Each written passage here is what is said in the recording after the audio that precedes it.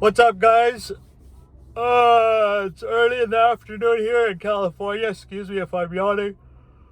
I haven't slept very well all night because I've been working. And if you look, this is a follow-up to yesterday's video, and I'm still wearing my Bitcoin shirt. And my follow-up was because I was watching the crypto markets live streams while I was at work. And man, I witnessed a sick sell-off.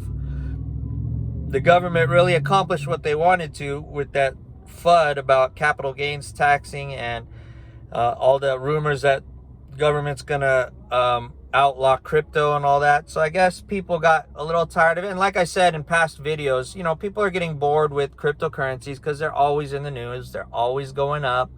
And so sell-off was in order. And all that froth came out of the marketplace. You know, me personally, I'm kind of happy about it because it gives me an opportunity to do some discount bargain shopping. But I hope nobody's trading futures with leverage based upon what I'm saying, because if they think that, they might have tried to go long right at the moment that this market started to dump, and man, oh man, you would have been wrecked completely. And honestly, this reminds me of back when I was a commodity specialist. Oh God, it's about 15 years ago, I'd say. And I was trading oil, and was it 15 years ago? Let's see. Yeah, it was 2008. It was in 2008. I was a commodity specialist, and I was trading oil for one of my clients. And back then, there was a lot of geopolitical strife and a lot of oil shortage issues and inflation at the same time. And so people were worried that we wouldn't have enough gasoline or crude oil available for everybody. So the price was just skyrocketing, and my client kept shorting it. And I kept telling her, ma'am, you really shouldn't be doing that. It's a dangerous time. The markets are volatile, but oil especially just keeps going up. And you kind of would want to wait for a little sign of a reversal before you do that. She's like, no, it's okay. And I remember just sitting there looking at her account going negative, $1 million here, $1 million there. And oh man, I was getting sick just watching it, but she wanted to keep doing it. I never really knew her net worth, but I would assume she's probably a billionaire to be able to do trading like that without any worry that, you know, she's losing money. I mean, I was getting sick watching. It wasn't even my money. I wasn't even in the market trading that at that time for my personal account. And so, man, what I saw today was almost like, it was a stark reminder. So when I saw that drop, I was like, oh, whoa, because it happened in seconds. And that's how it was back then. Like, you just see the candle just do this, and then it just starts going down, and then it does this, and then it goes down again.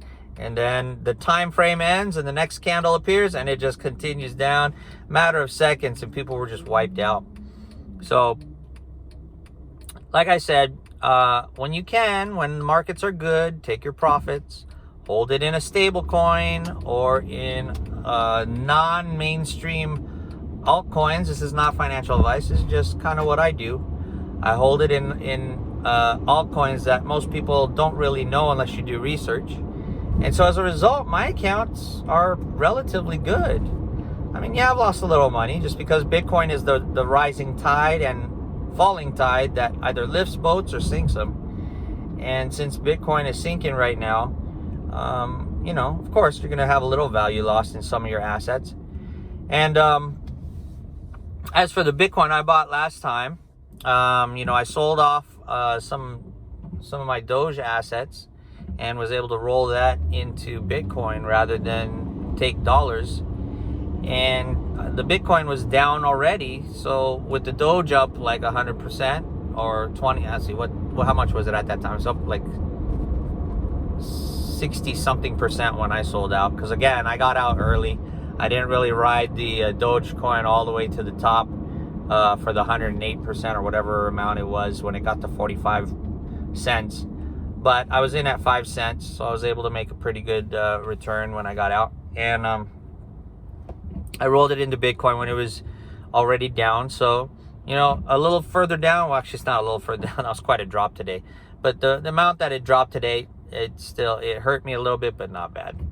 So I'm not worried about this stuff. I still believe in the technology, and I believe that the markets are going to return. Now, like I said, I'm going to repeat it because I hope people are not misconstruing what I'm saying and then trading based on it. Because I'm not worried you're going to sue me, because you have no claim against me, because you're choosing to do that on your own. But I just want to make sure I'm being responsible when I'm giving information. That my view is, as a cash trader, you're trading with your own cash.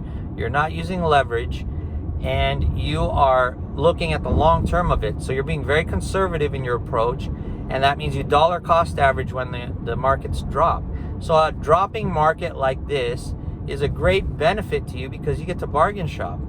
I've only recently started shorting markets because I felt like the market was frothy, and so yeah, the shorts have done a little bit of offsetting, and I took a long position which got liquidated in this quick crash, and I'm sad about that. But I had my stops in, so whatever, it doesn't hurt me much. My wife's a little paranoid. She's like, why don't you sell out everything already? Make sure we can pay our bills.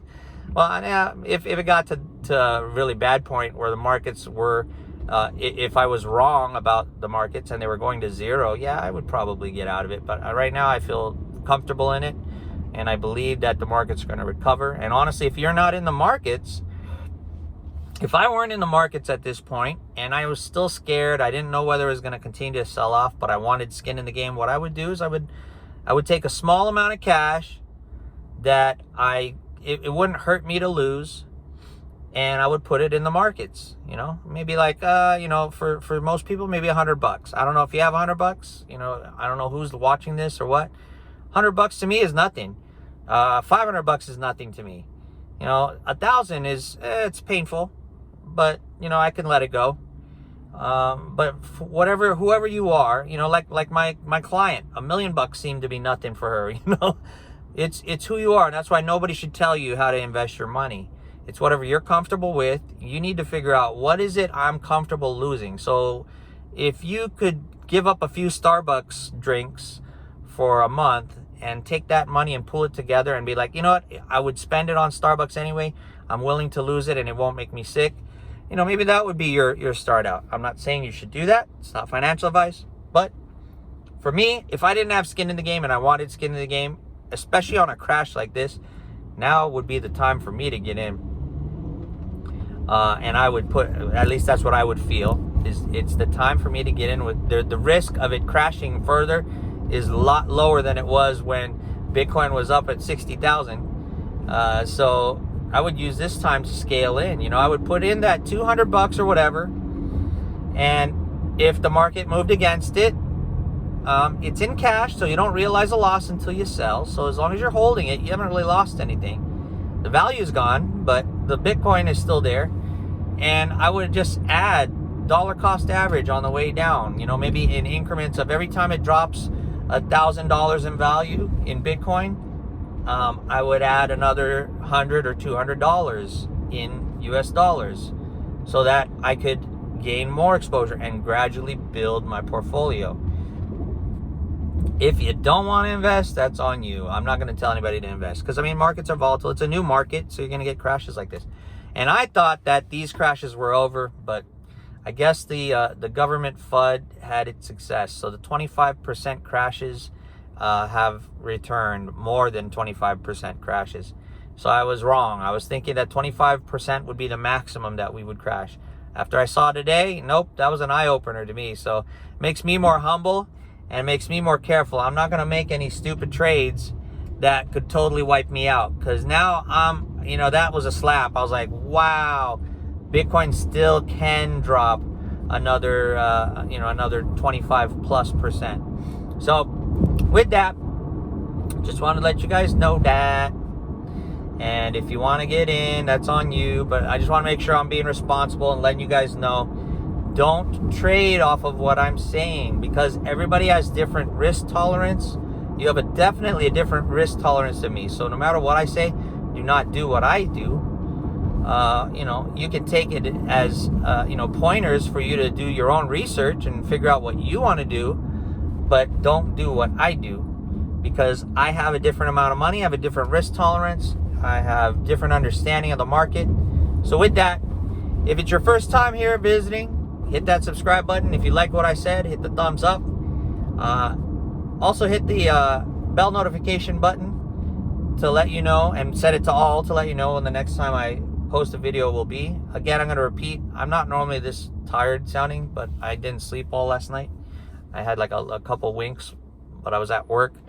And so I usually have much more energy when I speak, and I'm a lot more clear. So don't judge me based on this, but the information is still good when I'm sharing here. So, and if you feel like someone can benefit from it, most importantly, share this information with somebody you think can learn something or gain some advantage from it. And with that, oh yeah, and you can support me in the affiliate links below. I have affiliate links and donation places for you if you want to donate stuff. I appreciate all your support. Again, stay safe. Stay out of trades you shouldn't be in. Come from a position of strength. Only commit small parts of your funds so that if they disappear, you're not destroyed. And with that, I mean, that's not really advice. It's just my common wisdom, things that I learned. And hopefully you can pick up something from that as well. All right, y'all. Have a good time. Lucky trading. Good fortune to y'all. God bless. Peace.